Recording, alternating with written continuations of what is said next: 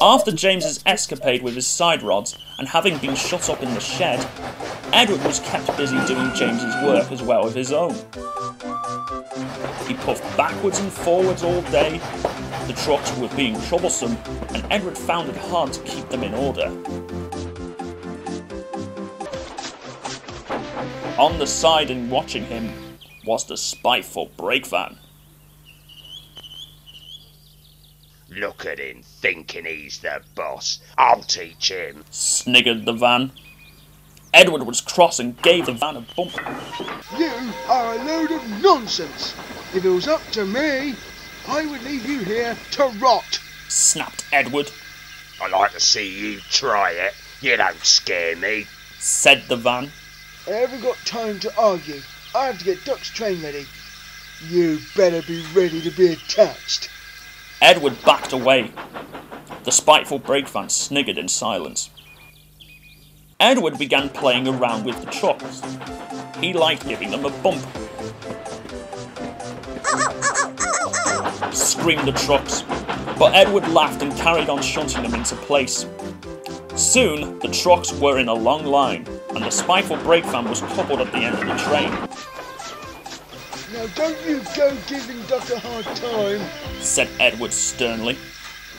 I know what you did to Douglas. I'll be watching you.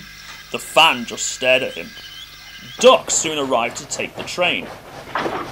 The van sniggered quietly to himself. Be careful, Duck. This Breakvan is troublesome, said Edward. Don't worry, I can manage him, said Duck. And he left the yard in good spirits.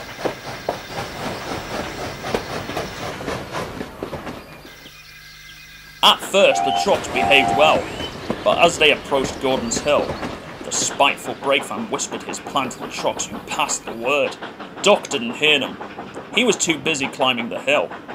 The trucks became heavier, and Duck found it harder to pull them. The trucks were dragging him back. The spiteful Breakvan was having a wonderful time. The chance came sooner than expected. As Duck reached the top, the trucks began their plan, and jerking forward, they pushed Duck down the hill.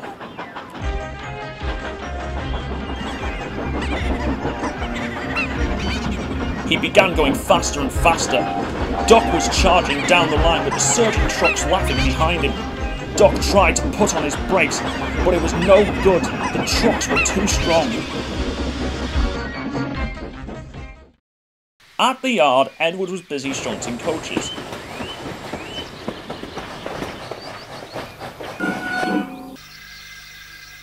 Then James puffed in. He was happy to be allowed out and able to work again. Suddenly, alarm's bell sounded, and there was Duck charging towards the station. He didn't see James, and he didn't see Edward. He just shot through the station and disappeared. "Bust my boiler! That looked like Duck!" explained James.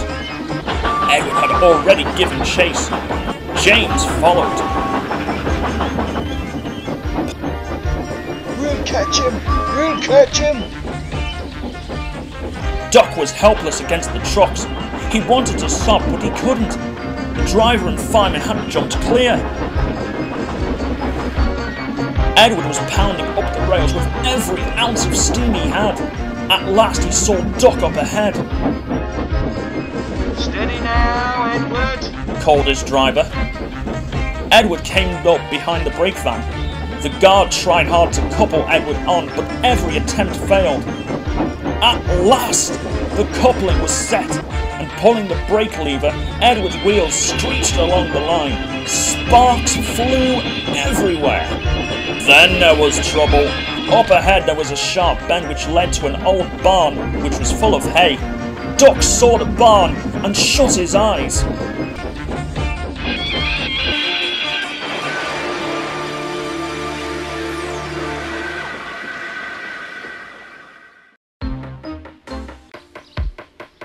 Strong cables were fastened to Duck's back, and pulling hard, Edward and James managed to bring Duck back to safety.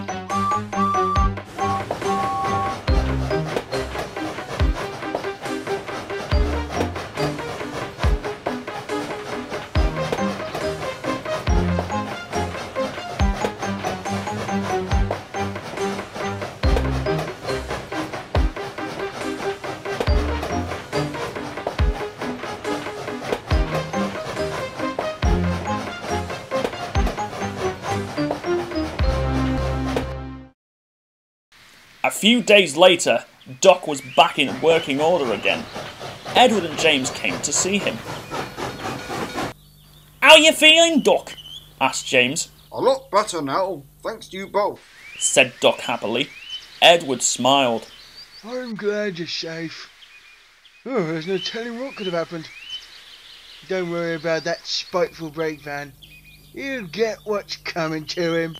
Edward was right. The spiteful Breakvan did get what was coming to him. He had been put on the siding, left to rot. He stayed on the siding for days. He grumbled endlessly. I think he deserves his punishment. Don't you?